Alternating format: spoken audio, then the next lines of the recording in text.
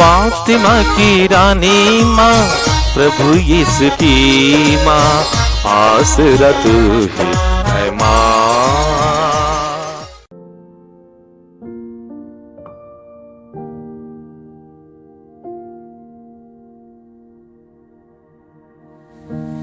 पहला पाठ नबी इसायास का ग्रंथ, अध्याय 7, पद संख्याएं 10 से 14 तक। प्रभु ने आखाज से कहा, चाहे अधोलोक की गहराई से हो, चाहे आकाश की ऊंचाई से, अपने प्रभु ईश्वर से अपने लिए एक चिन्ह मांगो। आखाज ने उत्तर दिया, जी नहीं, मैं प्रभु की परीक्षा नहीं लूंगा। इस पर उसने कहा, दाऊद के वंश, मेरी बात सुनो। क्या मनुष्य को तंग करना तुम्हारे लिए पर्याप्त नहीं है, जो तुम ईश्वर के धैर्य की भी परीक्षा लेना चाहते हो? प्रभु स्वयं तुम्हारे लिए एक चिन्ह देगा, और वह यह है, एक कुंवारी गर्भवती होगी, वह पुत्र प्रसव करेगी, और वह उसका नाम इमानुएल रखेगी, जिसका अर्थ है प्रभु हमारे साथ है। यह प्रभु की वाणी है। ईश्वर को धन्यवाद। भजन अनुवाक्य। प्रभु को प्रवेश करने दो, वह महाप्रतापी राजा है। प्रभु को प्रवेश करने दो, वह महाप्रतापी राजा है। पृथ्वी और जो कुछ उसमें है, संसार और उसके निवासी, यह सब प्रभु का है, क्योंकि उसी ने समुद्र पर उसकी नींव डाली है। प्रभु ने जल पर उसे स्थापित किया है। अनुवाक्य। प्रभु को प्रवेश करने दो, वह महाप्रतापी राजा है। प्रभु को प्रवेश करने दो, वह महाप्रतापी राजा है। प्रभु के पर्वत पर कौन चढ़ेगा? उसके मंदिर में कौन रह पाएगा? वही जिसके हाथ निर्दोष हैं, जिसका हृदय निर्मल है, और जो शपथ खाकर धोखा नहीं देता। अनुवाक्य। प्रभु को प्रवेश करने दो, वह महाप्रतापी राजा है। प्रभु को प्रवेश करने दो, वह महाप्रतापी राजा है। उसी को प्रभु की आशीष प्राप्त होगी, वही अपने मुक्तिदाता ईश्वर से पुरस्कार पाएगा। वह उन लोगों के सदृश है जो प्रभु की खोज में लगे रहते हैं, जो याकूब के ईश्वर के दर्शनों के लिए तरसते हैं। अनुवाक्य। प्रभु को प्रवेश करने दो, वह महाप्रतापी राजा है। प्रभु को प्रवेश करने दो, वह महाप्रतापी राजा है। जय घोष। हालेलुया। दाऊद की कुंजी, तू शाश्वत राज्य के फाटक खोलता है। अंधकार में बैठने वाले बंदी को मुक्त करने आ। हालेलुया। प्रभु आप लोगों के साथ हो और आपकी आत्मा के साथ। संत लूकास के अनुसार पवित्र सुसमाचार। हे प्रभु तेरी महिमा हो। अध्याय 1 पद संख्याएं 26 से 38 तक। छठे महीने स्वर्गदूत गब्रिएल ईश्वर की ओर से गलीलिया के नाजरत नामक नगर में एक कुंवारी के पास भेजा गया, जिसकी मंगनी दाऊद के घराने के यूसुफ नामक पुरुष से हुई थी, और उस कुंवारी का नाम था मरियम। स्वर्गदूत ने उसके यहाँ अंदर आकर उससे कहा, प्रणाम प्रभु की कृपा पात्री, प्रभु आपके साथ है। वह इन शब्दों से घबरा गई और मन में सोचती रही कि इस प्रणाम का अभिप्राय क्या है। तब स्वर्गदूत ने उससे कहा, मरियम, डरिए नहीं, आपको ईश्वर की कृपा प्राप्त है। देखिए, आप गर्भवती होंगी, पुत्र प्रसव करेंगी और उनका नाम यीशु रखेंगी। वे महान होंगे और सर्वोच्च प्रभु के पुत्र कहलाएंगे। प्रभु ईश्वर उन्हें उनके पिता दाऊद का सिंहासन प्रदान करेगा। वे याकूब के घराने पर सदा सर्वदा राज्य करेंगे और उनके राज्य का अंत नहीं होगा। पर मरियम ने स्वर्गदूत से कहा, यह कैसे हो सकता है? मेरा तो पुरुष से संसर्ग नहीं है। स्वर्गदूत ने उत्तर दिया, पवित्र आत्मा आप पर उतरेगा और सर्वोच्च प्रभु की शक्ति की छाया आप पर पड़ेगी। इसलिए जो आपसे उत्पन्न होंगे वे पवित्र होंगे और ईश्वर के पुत्र कहलाएंगे। देखिए, बुढ़ापे में आपकी कुटुंबनी एलिजाबेथ के भी पुत्र होने वाला है। अब उसका जो बांझ कहलाती थी 6ठा महीना हो रहा है, क्योंकि ईश्वर के लिए कुछ भी असंभव नहीं है। मरियम ने कहा, देखिए, मैं प्रभु की दासी हूँ, आपका कथन मुझ में पूरा हो जाए। और स्वर्गदूत उसके पास से चला गया। प्रभु का सुसमाचार। हे क्रिस्त, तेरी स्तुति हो। जय यीशु क्रिस्त में प्रिय भाई और बहनों, आज का पहला पाठ नबी यशायाह के ग्रंथ से है। अध्याय 7 पद संख्याएं 10 से हमने सुना और इसकी पृष्ठभूमि यह है कि यूदा का राजा आहाज बहुत डरने लगा, क्योंकि उत्तर में रहने वाले देश इस्राएल और सीरिया चढ़ाई करने आ रहे, और आहाज को डर था कि दाऊद के वंश में अब उत्तराधिकारी नहीं होगा, आहाज मारा जाएगा और बाहर के दुश्मन लोग आकर शासन शुरू करेगा। लेकिन नबी यशायाह ने सांत्वना दी, ईश्वर की वाणी सुनाई, धीरज धरकर मत डरो। और ईश्वर की योजना यह है कि आपका उत्तराधिकारी यूदावंशी होगा, उनसे मत डरो।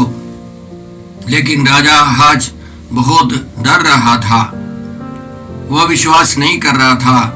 तो ईश्वर ने उसको संदेश दिया, डायरेक्टली संदेश दिया कि एक कन्या जन्म देगी, एक पुत्र प्रसव करेगी और उसका नाम इम्मानुएल रखा जाएगा। तो उसके उस भविष्यवाणी के अनुसार राजा के उत्तराधिकारी का आगमन हुआ। उसका बेटा हिजकिया राजा बना और उत्तर के देशों का कार्यक्रम, उनकी योजना विफल हो गई। कई बाइबल पंडित लोग कहते हैं यह केवल उस दिन की घटना है या उन दिनों के लिए है बस। लेकिन अधिकांश बाइबल पंडितों का मानना है कि यह यीशु में पूरा हो गया है। यीशु इम्मानुएल, ईश्वर हमारे साथ है, यह दिखाने के लिए, सिखाने के लिए आए हैं। तो हम प्रभु को धन्यवाद देते हैं इस मुक्ति योजना के लिए। उसी यूदा वंशी, यूदा के राजा के रूप में यीशु आए। लेकिन यीशु का राज्यकाल या राज्य इस दुनिया का नहीं था। यीशु हम सबों को स्वर्ग ले जाने के लिए आए। एक स्वर्गीय देश की स्थापना के लिए यीशु आए हैं, जहाँ प्रेम हो, आनंद हो, शांति हो, भाईचारा हो। हम देखते हैं अधिकांश लोग, अधिकांश देश स्वार्थी है, दूसरों पर चढ़ाई करने के लिए उतावले हैं। लेकिन यीशु हमको सिखाते हैं वह ईश्वरीय देश, वह स्वर्ग राज्य हमको इस दुनिया में मिलना चाहिए। हमें प्रेम से, आनंद से, शांति से जीवन बिताना चाहिए। हम इस आगमन काल में पिता ईश्वर की योजना के लिए धन्यवाद देते हैं। आज का सुसमाचार संत लूकस के सुसमाचार से हैं, अध्याय 1 पद संख्या 26 से। हम लोगों ने इन वचनों को अनेकों बार सुना है, पढ़ा है। आज हम लोग इस पाठ में दिए गए महान व्यक्तियों के बारे में मनन करें। सबसे पहले हम लोग पढ़ते हैं, पिता ईश्वर ने गब्रियल नामक दूत को नाजरत में एक कुंवारी के पास भेजा, सबसे महान संदेश लेकर के कि मुक्तिदाता का जन्म उस कन्या से, मरियम से होने वाला है। तो पिता ईश्वर हमको क्या सिखाता है? सबसे पहले ईश्वर की योजना पूरी हो। हर एक व्यक्ति के लिए ईश्वर की योजना है, आशामय भविष्य की योजना है। भले ही हमको इस दुनिया में बहुत दुख सहना हो, कभी अत्याचार अन्याय सहना हो, हमको ईश्वर की इच्छा के अनुसार जीवन बिताना है। हर एक व्यक्ति के पास पिता ईश्वर अपने दूतों को भेजता है। समय समय पर ईश्वर अपनी योजना प्रकट करता है। क्या है ईश्वर की योजना? सभी मनुष्य मुक्ति पाए और सत्य को जाने। सत्य यीशु है। उसके लिए ईश्वर सबों से बातें करता है, हमें सुनना है। स्तोत्र 50 में हम लोग पढ़ते हैं, सर्वेश्वर प्रभु बोलता रहता है, वो अपनी सारी सृष्टि को संबोधित करता रहता है। हमें उनकी वाणी को सुनना है। प्रभु यीशु हमको क्या सिखाते हैं? प्रभु यीशु हमको सिखाते हैं, मैं सर्वशक्तिमान ईश्वर होकर नम्र बनकर मनुष्य बनकर आया हूं। फिलिपियों के नाम पत्र में हम लोग पढ़ते हैं कि वे अपने को दीनहीन बनकर मनुष्य बने और दीन बनाकर वे क्रूस मरण स्वीकार कर ईश्वर की योजना पूरी कर वे महिमान्वित हो गए। तो यदि हम यीशु के समान नम्र बनेंगे, ईश्वर हमको महिमा प्रदान करेगा। इसलिए यीशु ने अपने पहले प्रवचन में बताया, धन्य है वे जो अपने को दीनहीन समझते हैं, स्वर्गराज्य उन्हीं का है। धन्य है वे जो नम्र हैं, उन्हें प्रतिज्ञा देश प्राप्त होगा। हमें यीशु के समान बनना है। पवित्र आत्मा हमें क्या सिखाता है? स्वर्गदूत का कहना था माता मरियम से, पवित्र आत्मा आप पर उतरेगा, सर्वोच्च प्रभु की शक्ति की छाया आप पर पड़ेगी। यह केवल माता मरियम पर नहीं, पिता ईश्वर चाहता है कि हम सबों के ऊपर पवित्र आत्मा उतरे, हमारे अंदर भी यीशु का जन्म हो, हमारे द्वारा यीशु का प्रचार प्रसार हो, हम यीशु को प्रकट करें। यह पवित्र आत्मा चाहता है। संत योसेफ हमसे क्या सिखाते हैं? योसेफ के बारे में थोड़ा सा वर्णन है बस, लेकिन हम लोग मत्ती के सुसमाचार में पढ़ते हैं कि संत योसेफ धर्मी व्यक्ति थे। वह मरियम को बदनाम करना नहीं चाहते थे। वह ईश्वर की इच्छा के अनुसार सब कुछ करते हैं। माता मरियम की रक्षा, प्रभु यीशु की रक्षा उनके हाथ में है। मनुष्य के तौर पर सर्वशक्तिमान ईश्वर के पुत्र की रक्षा संत योसेफ के हाथों में। इसलिए संत योसेफ हमको सिखाते हैं कि हमको भी धर्मी का जीवन बिताना है, दूसरों को बदनाम नहीं करना है, उल्टा दूसरों की सेवा, दूसरों को प्यार करना है, उनकी रक्षा उनकी सुरक्षा सुनिश्चित करना हमारा काम है। हमारे आसपास के कोई भी व्यक्ति खतरे में हो, हमें योगदान देना है उसकी सुरक्षा के लिए। माता मरियम हमें क्या सिखाती है? माता मरियम का कहना है कि देख मैं प्रभु की दासी हूं, आपका कथन मुझ में पूरा हो जाए। माता मरियम हमको सिखाती है हमें नम्र बनना है। जैसे यीशु नम्र बने, वह शुरू से अंत तक नम्र रही है। हमारे जीवन, हमारे बचपन से लेकर मरने तक हम नम्रता का जीवन बिताए। केवल हमारे अंदर नहीं, हमारे बाहर भी, हमारे आचरण में हमें नम्र बनना है। इसलिए संत पौलुस हमको सिखाते हैं दूसरों को अपने से बड़ा समझे। जो अपने को छोटा बना देता है वह बड़ा बनाया जाएगा। यीशु ने कहा, मैं सेवा कराने नहीं, सेवा करने आया हूं। सर्वशक्तिमान ईश्वर के पुत्र यीशु सेवा करने आए, माता मरियम सेवा करने आई है। ईश्वर की सेवा और मनुष्यों की सेवा। इसलिए हम लोग बाद में पढ़ते हैं, वो तुरंत निकल गई अपनी कुटुंबनी एलिजाबेथ की सेवा के लिए, उनके साथ रहने के लिए, उनके साथ चर्चा करने के लिए, क्योंकि वह अभिषिक्त महिला है। हम माता मरियम का जीवन देखकर उनका अनुसरण करें। एलिजाबेथ हमें क्या सिखाती है? वह बांझ थी, बूढ़ी हो चली थी और उसके पति को भी विश्वास, उसके पति का भी विश्वास खो रहा था। तब स्वर्गदूत ने उसके पति जकरियस को समझाया और एलिजाबेथ गर्भवती हो गई। उसने समझ लिया ईश्वर के लिए कुछ भी असंभव नहीं है। इस्राएल में ऐसे चमत्कार हुआ था। सारा बहुत बूढ़ी हो चली, तब भी वह पुत्र प्रसव कर सकी। उसी तरह रेबेका बच्चा नहीं दे रही थी, उसके संतान नहीं थी, लेकिन ईश्वर ने चमत्कारी रूप से बच्चे दिए। मनोह के पत्नी के बच्चे नहीं थे और उसी तरह हन्ना के बच्चे नहीं थे। प्रभु ने चमत्कारी रूप से उनको संतान सुख दिया।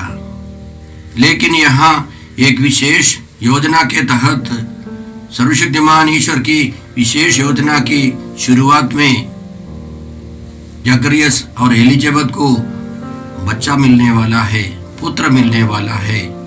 वो उस चमत्कार के कारण स्वर्गदूत ने मरियम को बताया, यह एक साक्ष्य है, एक सबूत है। जब हम लोग साक्ष्य सुनते हैं, हमारा मनोबल बढ़ जाता है। हमारे सामने ईश्वर की महिमा प्रकट होती है चमत्कारी रूप से, तो हमारा मनोबल बढ़ जाता है, हमारा विश्वास मजबूत हो जाता है। तो वह एलिजाबेथ हमारे लिए साक्षी देने का एक चिन्ह है। हमें अपने जीवन में प्रभु का साक्ष्य देना है। तो जैसे हम लोग कुछ ही दिनों के अंदर यीशु के जन्म पर्व में प्रवेश करेंगे, ये सारे व्यक्तित्व हमको प्रभावित करते हैं, हमको सिखाते हैं कि हम लोग पिता ईश्वर, यीशु मसीह और पवित्र आत्मा की योजना, पवित्र इच्छा के अंदर जीवन बिताना है। हमें ईश्वर की महिमा के लिए, ईश्वर की महिमा के लिए जीवन बिताना है। हम यह कृपा मांगते हैं। आज के सुसमाचार के द्वारा स्वर्गदूत हमें क्या सिखाता है? वह ईश्वर का सेवक है, ईश्वर की इच्छा, ईश्वर का संदेश देने के लिए आता है, जाता है। हम जानते हैं हमारे जीवन में ईश्वर ने एक एक व्यक्ति के लिए एक रखवाल दूत दिया है। उसके अलावा अनेक दूत हैं और महादूत हैं। गब्रिएल एक महादूत है। वह भेजा गया है मरियम के पास एक महत्वपूर्ण संदेश देने के लिए। वह चला गया, संदेश देने के बाद चला गया, इसका मतलब वो फिर आएगा। वो गया तो जरूर आएगा। हम जानते हैं इसके पहले जकरियस के पास वही स्वर्गदूत गया था और स्वर्गदूत ने जाकर गडेरियों को संदेश दिया। बाद में हम लोग पढ़ते हैं पेतरुस के जीवन में, पौलुस के जीवन में, आदिम कलीसिया के विश्वासियों के जीवन में स्वर्गदूत की महत्वपूर्ण भूमिका है। इससे हम क्या सीखते हैं? जो पवित्र व्यक्ति हैं उसको ईश्वर का संदेश मिलेगा। स्वर्गदूत हमारे पास आता है संदेश देने के लिए। कई लोग साक्ष्य देते हैं उनके जीवन में स्वर्गदूत ने महान कार्य किए। तो जो पवित्र जीवन बिताता है उसको स्वर्गदूत संदेश देने मिलेगा, आएगा। हम इस महान व्यक्तित्व के लिए, पिता ईश्वर की योजना के लिए, स्वर्गदूतों की भूमिका के लिए हम धन्यवाद देते हैं। स्तोत्र, कई स्तोत्रों में हम लोग पढ़ सकते हैं। स्तोत्र 34 में लिखा है, प्रभु का दूत उसके भक्तों के पास डेरा डालता और विपत्ति से उनकी रक्षा करता है। स्तोत्र 103 में हम लोग पढ़ते हैं, स्वर्गदूत ईश्वर की आज्ञा का पालन करते हैं। अंग्रेजी में ओरिजिनल टेक्स्ट में इसी तरह है कि यदि हम ईश्वर का वचन लेकर स्वर्गदूतों को बुलाएंगे, वे हमारी भी मदद करने आएंगे, हमारी बात भी मानते हैं। तो हमारे जीवन में स्वर्गदूतों को बुलाए, वे हमारी रक्षा करेंगे, हमें संदेश देंगे। पिता ईश्वर को हम लोग इस महान योजना के लिए धन्यवाद देते हैं। आज के सुसमाचार के द्वारा माता मरियम हमें क्या सिखाती है? माता मरियम यीशु के साथ रहती थी जन्म से लेकर मरने तक।